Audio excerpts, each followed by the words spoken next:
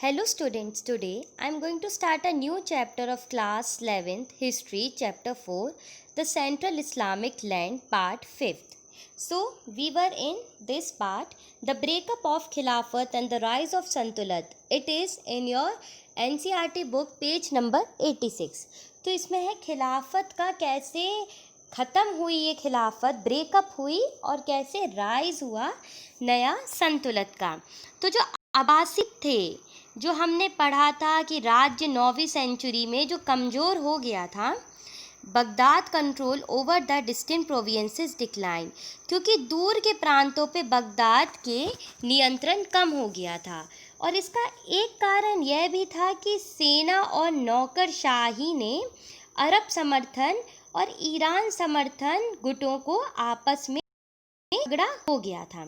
तो हम ये देख सकते हैं कि इन 1810 खिलाफा में हारून अल रशीदी के पुत्र अमीन और मामून के समर्थकों के बीच गृह युद्ध शुरू हो गया। तो ये लोग दो उसमें बढ़ गए, एक तरफ हो गए अमीन और दूसरी तरफ हो गए मामून के लोग। तो इनकी गुटबंदी और गहरी होती गई और तुर्की गुलाम अधिकारियों को एक नई शक्ति में गुट बन गया। तो अब इन दोनों की वजह से टर्किश स्लेव ऑफिसर ममलुक भी यहाँ पर आ गया था, शामिल हो गया था। तो हम ये भी देखते हैं कि शीशिम once again completed the Sunni orthodoxy for power. तो शीशिम ने क्या करा, एक बार फिर से सुन्नी की जो ऑर्थोडॉक्स, जिसको हम कहते हैं रूढ़िवादी सोच को फिर से सत्ता में ले आया था। ऑफ माइनर डायनेस्टी अरोज, तो इससे एक हुआ कि बहुत से नए राजवंश उत्पन्न हो गए। खुरासान और एक तरीके से हम कह सकते हैं ट्रांसोमिया, तुरन और land beyond the Oxus and the तुरलेंट एंड इजिप्ट एंड सीरिया। तो ये सारे लैंडों में भी पावर आ गए थे, इलाके और ज़्यादा यहाँ पर तुलनी तरीके से यहाँ पर वंश स्टार्ट हो गया था। और अब्बासिदी की सत्ता जल्द ही मध्य इराक, सेंट्रल इराक को हम मध्य इराक के नाम से जानेंगे, और पश्चिमी ईरान में सीमित हो गया। तो हम ये देख सकते कि 945 में यह छीन लिया गया, जब ईरान में एक डेलेम नाम के लोगों ने आके बगदाद में कैप्चर किया, कब्जा कर लिया। तो ये जो कि एक सिंबॉलिक हैड था सुन्नी मुस्लिम्स का, तो इन्होंने ये डिसीजन लिया कि खिलाफ ख़त्म करी जाए। तो इन्होंने ये माना कि खलीफा की पदवी धारण नहीं की जाए, बल्कि अब्बासी खिलाफा ने सुन्नी मुसलमानों को अपना मुखिया रूप में बना दिया। चालू हो गया था कि ब्रेक तो हो गई थी पूरी संतुलन, पर अब सुल्तान लोगों का उदय हो गया था।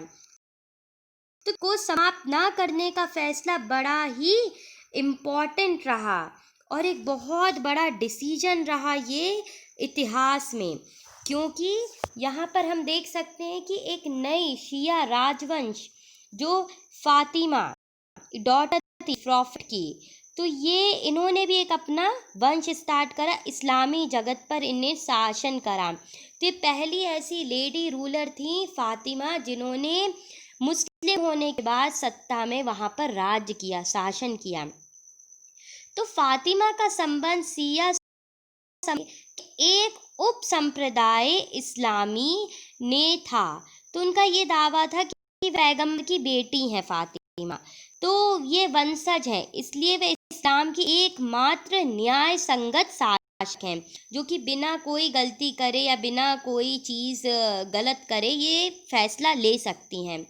तो हम ये भी देख सकते हैं कि उत्तरी अफ्रीका में अपने आड़े हुए 960 में मिस्र को जीता और फातिमा खिलाफत की स्थापना करी, या हम कह सकते हैं start of a new city Cairo. ये एक नया शहर बना और जिसमें राज्य करा फातिमा ने, और इसको हम कहते थे अल कहर। तो a day the rise of the planet Mars मीरिक आर कॉल्ड अल खीरिक, जिस दिन उदय होता है दिन का। तो ये एक तरीके का राजवंश था जो कि पहली बार एक फीमेल फिगर या फातिमा राज्य कर रही थी। उन पे निर्भर था।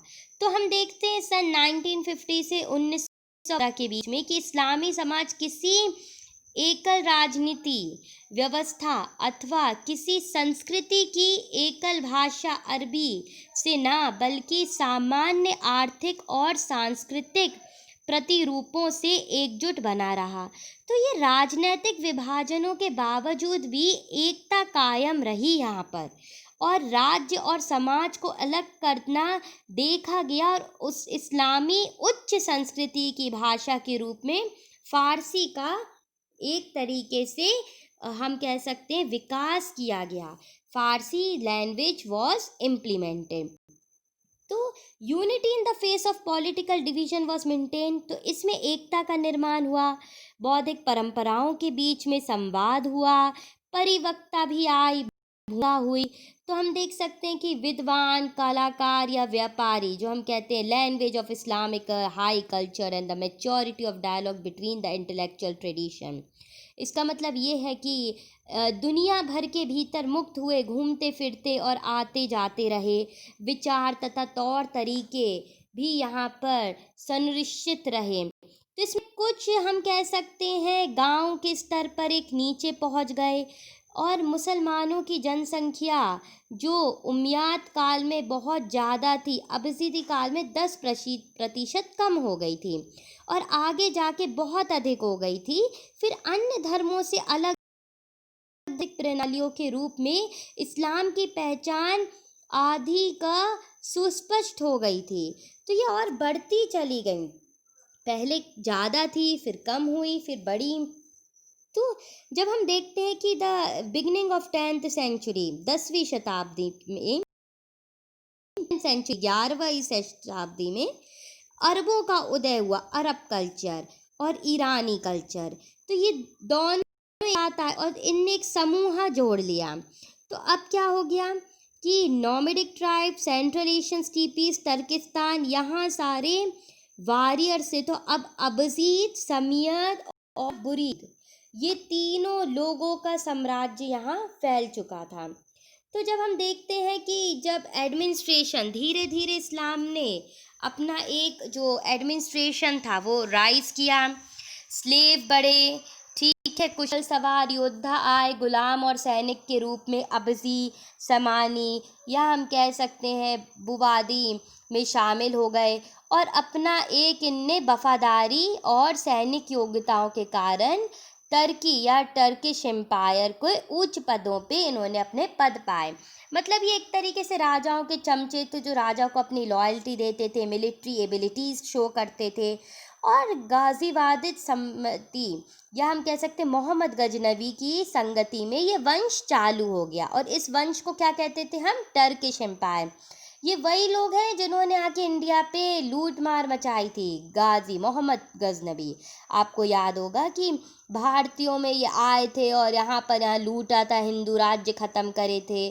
तो ये अफ़गानिस्तान के रास्ते से आए थे। तो ये लोग बहुत हुए थे, पर एक्चुअली में ये महमूद इस बारे में हमें बताते हैं कि गुलाम के बेटे थे। ये सब स्लेव डायनेस्टी के लोग थे, स्लेव लेगेसी थी, जो खलीफा के टाइम पे आए थे और इन्होंने भारत वंश पे भी कब्जा करने की कोशिश करी थी। तो ये बहुत ही बलशाली लोग थे जो अपने कैपेबिलिटीज़ एगर से आए थे। तो हम ये भी मान सकते हैं कि जो भी टर्किश थे तो ये सेनाओं में सैनिकों के रूप में दाखिल होते थे। उसके बाद वे आते थे, भाई और इनके जितने भी लोग रहते थे, ये बहुत शक्तिशाली समूह के लोग थे। तो मृत्यु के बाद भी ये क्या करते थे? डरते नहीं थे, हौसला नहीं हारते थे।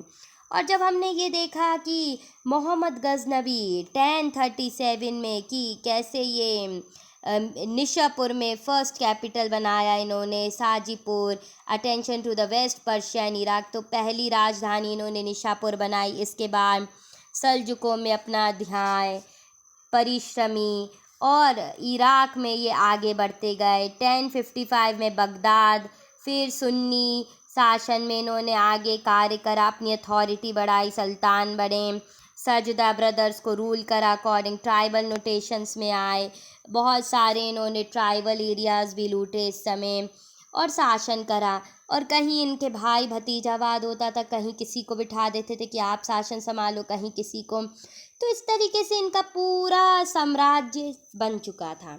और 11वीं और 13वीं सदी में हम जब देखते हैं तो अवधि में हम ये भी मानते हैं कि काफ़ी अधिक लड़ाई झगड़े हुए इस समय। और ये चर्चा हमें नीचे दी गई है जब धर्म युद्ध चालू होता है तब। तो एक तरीके से ये वर्ल्ड थी, लड़ने झगड़ने का टाइम था इस समय। मंगोल्स आ गए थे, टर्किश एक्सपैंड हो गए थे और ये लोग आपस में लड़ रहे थे कि कौन सबसे ज़्यादा ताकतवर है।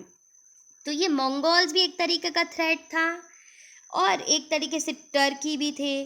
तो ये एक बहुत बड़ी चुनौती थी इनके साथ। अब इसके बाद आता है क्रूसेड्स, तो वो मैं अपनी नेक्स्ट वीडियो में शेयर करती हूँ।